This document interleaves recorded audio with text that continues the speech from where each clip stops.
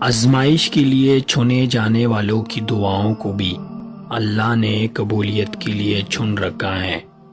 وہ تمہارے ہاتھوں کو تب تک خالی نہیں کرتا جب تک وہ انہیں اور بہتر چیز سے بھرنے کا ارادہ نہ کر لے۔ جب بھی اداس ہونے لگو تو خود کو یہ یاد دلایا کرو کہ جس نے مشکل دی ہے اس نے مدد کا بھی وعدہ کر رکھا ہے۔ وہ آزماتا اسی چیز سے ہے جو تمہیں بے حد پیاری ہوتی ہے، تاکہ اس چیز کے ملنے کی طرف تمہیں اللہ پاک سے ملوا دے۔